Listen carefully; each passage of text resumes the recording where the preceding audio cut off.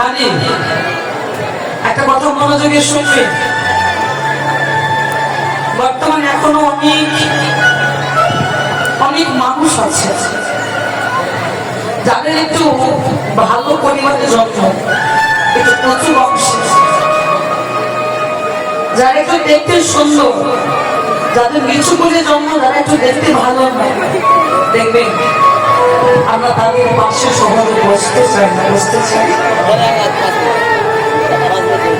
সহজে তার পাশে বসতে চাই না, তাকে প্রণাম করা তো দূরের কথা, তাকে জড়িয়েও ধরতে চাই না। এটাই হচ্ছে অহংকার, হচ্ছে গৌরব। উচ্চ আসনে থেকে ভগবানের জন্য যদি তুমি বসে ভিতরে আমার আমিত্ব এই অহংকারটা দেখে যদি তুমি ভক্ত সঙ্গ করতে যাও, ওই সঙ্গ তোমার বৃথা, সঙ্গ তোমার হবে না, না বলাই হবে। যদি পারো আমার আমিত্ব অহংকারটাকে ছেড়ে যদি পারো বৈষ্ণবের বাজারে বসে বৈষ্ণবকে জড়িয়ে ধরবো, কোনো জাতির বিচার করতে দিও না, সৌন্দর্যের বিচার করতে দিও না। এমন হতে পারে যাকে কুৎসিত দেখছো, যে ভক্তটা নোংরা দেখছো, দেখতে সুন্দর নয়, এমন হতে পারে ভক্তটাও সাক্ষাৎ ভগবান হতে পারে। বলা যায় কেউ বলতে পারে আজকে এখানে আমার ভগবান আসে না, কারণ ভগবান যেখানে হয় মনে হরিনাম সংকীর্তন, সেখানে ভগবান ধরে থাকতে পারে না, ছুটে আসে, সেখানে হয় ভগবান। বিচার করতে যেও না, স্বামী বিবেকানন্দ বলেছেন জীবের প্রেম করে যেই জন সেই জন সেবিছে ঈশ্বর, কারণ জীবের মধ্যে ভগবান। হোক না মিছু, হোক না উৎসু, সমানভাবে কর্ষণ করে এমনি ভাবে সাধনা বৈষ্ণব শব্দ বরস করতে করতে দেখবে একদিন না একদিন বৈষ্ণবের কৃপা হবে, আর যেদিন বৈষ্ণবের কৃপা হবে সেদিন ভগবানের কৃপাও তোমার হবে।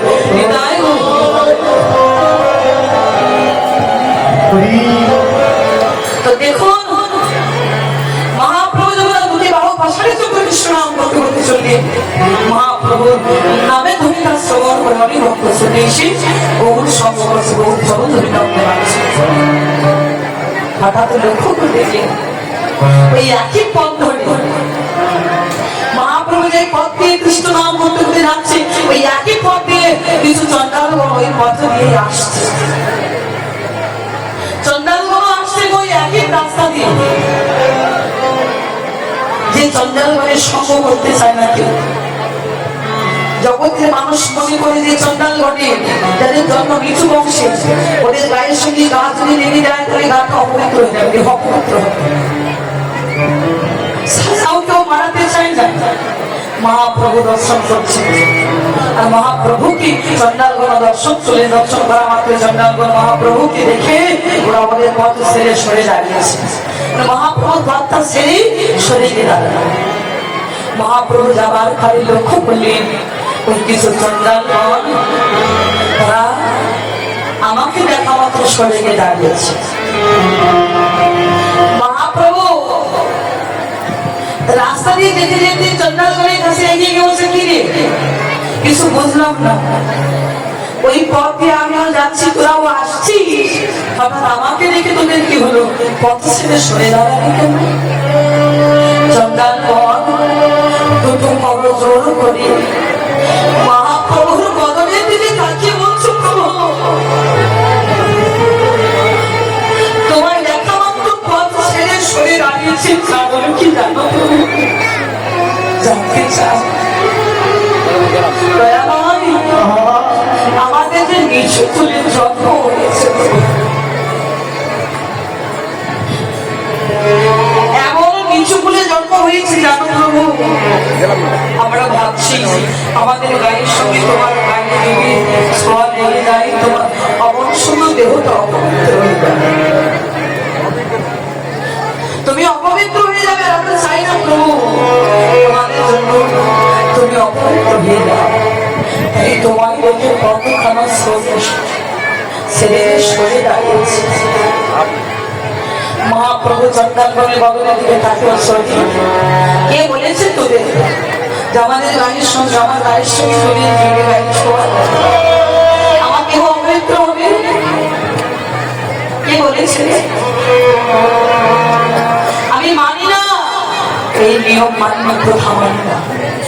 তোদের গানের সঙ্গে গায়ে আমার ছোঁয়া লেগে যদি অপবিত্র হয়ে যায়, তবে এখন আমার কাছে তোদেরকে একবার বেরোয় জড়িয়ে ধরতে চাই।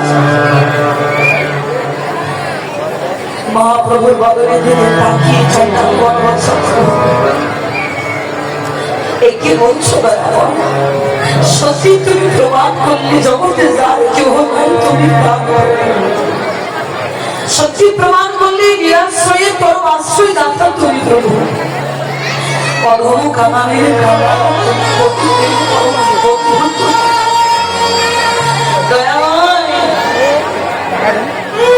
তোমার কাছে একটা নিবেদন জন্ম ধীরে ধীরে আমার মিছু করে কেন যে করে জন্ম পেয়ে তোমার ভক্তের সঙ্গ করতে পারবো না, তোমার সঙ্গ করতে পারবো না, এমন জন্ম কেন? তোমার কাছে চেয়েছি দয়াময় জন্ম হোক যথা তথা কর্ম যেন হয়ে ভালো, যে করে জন্ম নাও কৃষ্ণ বলার মতো ভদ্র বলে হুট করে পাঠিয়ে দিও। সদা সর্বদাই যেন কৃষ্ণ নাম করে তোমার বৈষ্ণব স্তর ধরে করতে পারি। কিন্তু দেখো এমন করে জনমের সঙ্গে সঙ্গ করতে পারি। মহাপ্রভু বললেন ওরে একটা কথা মনে রাখবি, জন্ম হোক যথা তথা কর্ম যেন হয়ে থাকে। মনে রাখবি একজন বসিব সুচি হয় যদি কৃষ্ণ ভাগে, আর একজন সুচি অপচি হয় যদি সেই কৃষ্ণ থাকে।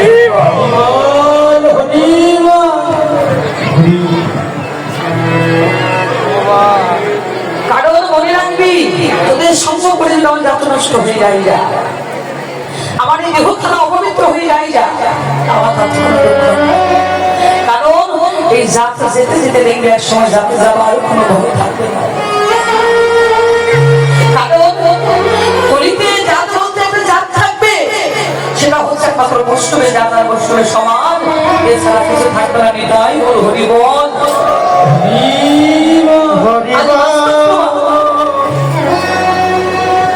আজকে বাস্তব আজকে যারা এখানে বসে আছেন, যারা ভক্ত সঙ্গ করছেন, সাধু সঙ্গ করছেন, এর জন্য দেখুন এই আসলে কত শ্রেণীর কত জাতির মানুষ আছে। কেউ ব্রাহ্মণ, কেউ ক্ষত্রিয়, কেউ বৈষ্ণব, কেউ শূদ্র, কেউ বৌদ্ধ, কেউ খ্রিস্টান, কত ভক্তের সঙ্গ বলছি। এজন্য দেহকে অপবিত্র হয়ে যাচ্ছে। এজন্য যেমন আমাদের ঘরে স্নান করে ঘরে ঢুকতে হবে বলছে না, কারণ এই জায়গা হচ্ছে পবিত্র একটা জায়গা, পবিত্র একটা স্থান। আমার কমিটি দাদা এত সুন্দর পবিত্র একটা স্থান স্থাপন করেছে, সুন্দর একটা জায়গা প্রতিষ্ঠা করেছে, যেখানে আজকে অপবিত্র কোন ব্যক্তি যদি আসে এই জায়গায় তার দেহটাও পবিত্র হয়ে যাবে। যদি একটা সত্য সাধু বৈষ্ণবের চরণ ধরে তার গায়ে লাগে, এটা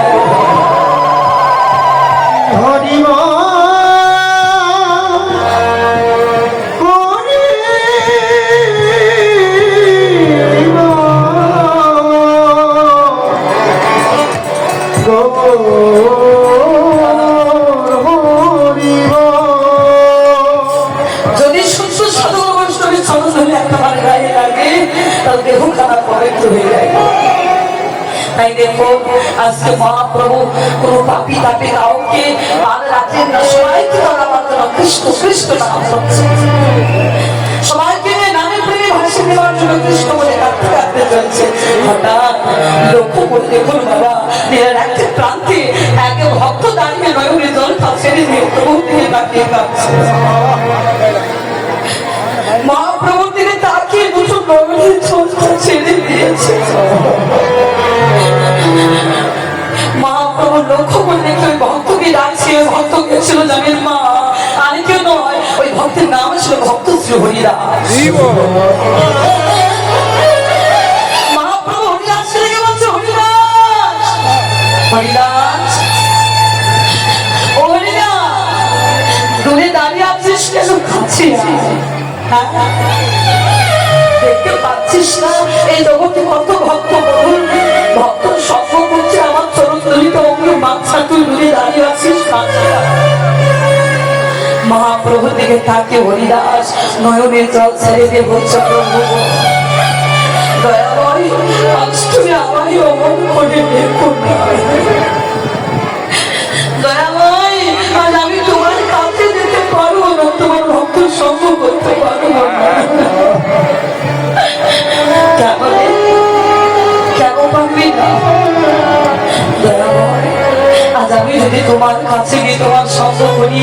ভক্তের হৃদয় জড়িয়ে ধরি। আর যারা তোমার সঙ্গ করছে এরা তোমায় ছেড়ে চলে যাবে। আর আমি চাই না প্রভু আমার জন্য তুমি ভক্ত সঙ্গ হতে বঞ্চিত হয়ে যাও। মহাপ্রভু বলছেন জানো তার কারণ কি জানো?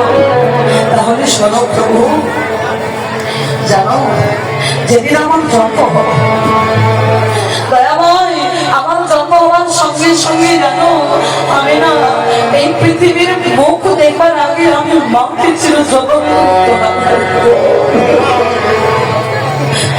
আমার মা আমার ছেড়ে চলে গেছে। মাতৃগর্ভে থাকা অবস্থায় আমি বাবাকেও হারিয়েছি। দয়াময় এই জগতে আমার আপন বলতে যে কেউ রইল না। বাবাকে হারিয়েছি, মাকেও হারিয়েছি। জগতে আমার মধ্যে পৃথিবীর মাঝে আমি কেউ রইল না।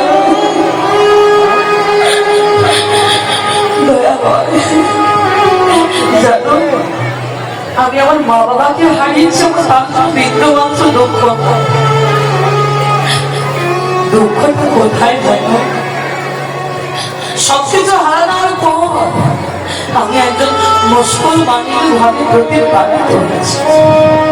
তাদের ঘরে রান্না খেয়ে বড় হয়েছি। এই মুসলমানের ঘরে কৃষ্ণ নামও করি বলে জানো দয়াময় ওরা আমায় কত আঘাত করে। তোমার নাম থাকে ছাড়বার জন্য আমায় কত প্রতি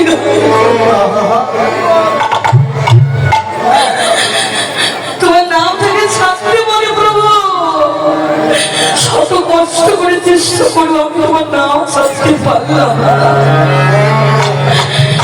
জানো দয়াময় একদিন ওরা আমাকে ওই পাইশ বাজারে নিয়ে গিয়ে আমার পিছে জোরে জোরে ওকে রান্নাঘাট করেছিল।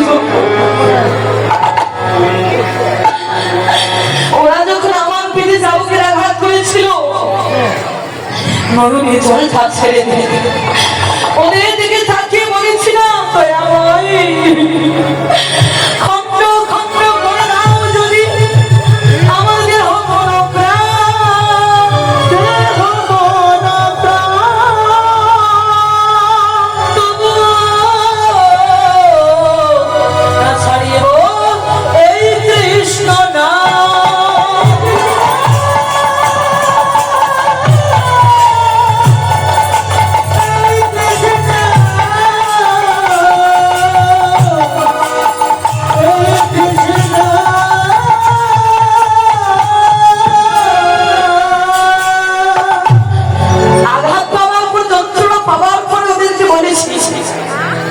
আমার দেহটা যদি খন্ড বিখণ্ড করে দেয় তবুও প্রভু তোমাকে কৃষ্ণ নাম আমি থাকতে পারবো না। নয়ন জল ভাসিয়ে দেবে। মহাপ্রভু হরিদাসের বদনের দিকে তাকিয়ে উঁচু হয়ে যাও। তুই একবার মনে করে দেখ আমার এই বুকের ভিতরে যতগুলো পাঁজর আছে ভিতরে একটা পাঁজর হলি তোর বদনে কৃষ্ণ নাম না শুনলে আমার না শান্তি হয় না, পাই না। সবাই কৃষ্ণ নাম করলে কি হবে? জগতে তোর মতো করে এত মদন করে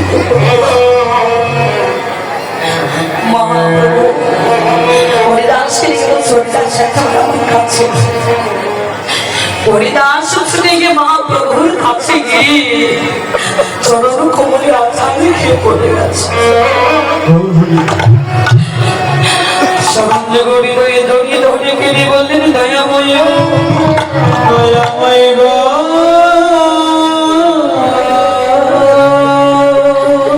যেই দিন আমি সব হারিয়েছি প্রভু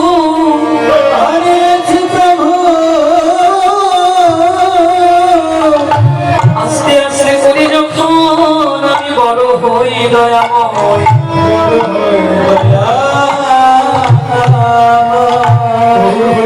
সেদিন আমি বুঝতে শিখেছি প্রভু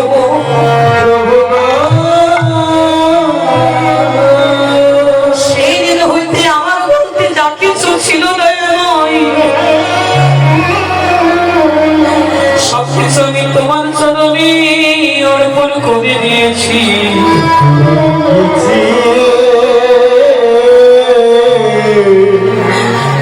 এই জগতে আমি জানি আমার পিতা তুমি, আমার মাতা তুমি, আমার বন্ধু তুমি, আমার শাখা তুমি, আমার বান্ধব তুমি। তুমি তো বলেছ দয়াময় গো, দয়াময় গো, জানে কেহ নাই তুমি নাকি তার প্রভু। তুমি তো বলেছ দয়াময়, যার কেহ নাই তুমি তার, তার বন্ধু হও, তার মাতা হও, তার পিতা হও, তার কেনা হয়ে যাও প্রভু, তার কেনা হও, তার কি না হও, তার সব হও। আবার যদি কেউ নয়নে যদি রাখতে পারি তার কি না হয়ে যাও, তার কাছে যদি বিক্রয় হয়ে যাও। তুমি তো বললে, তাই তোমার রাত্র চরণে আমার নিবেদন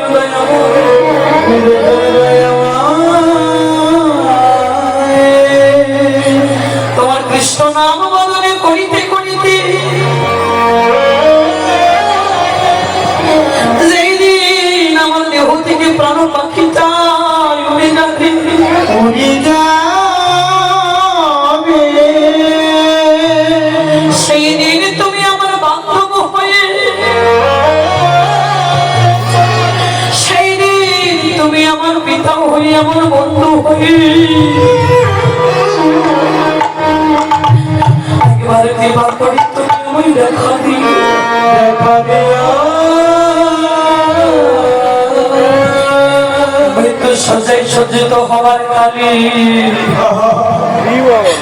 তোমার কাছে আমি তিনটি জিনিস শেষবারের মতো চাইব প্রভু, চাইব প্রভু।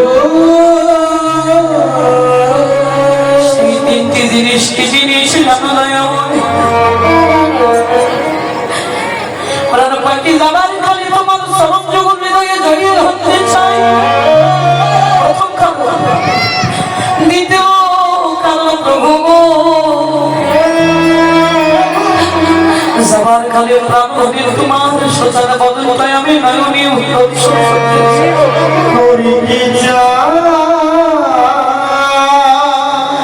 আর শেষে আমার দেহ থেকে প্রাণ পাখি যাবার কালে, যাবার কালে বদলে হাত কৃষ্ণ প্রাণে কৃষ্ণ বলিতে বলিতে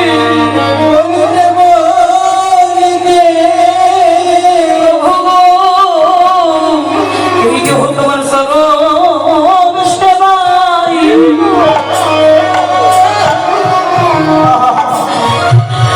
সেদিন লাগিতে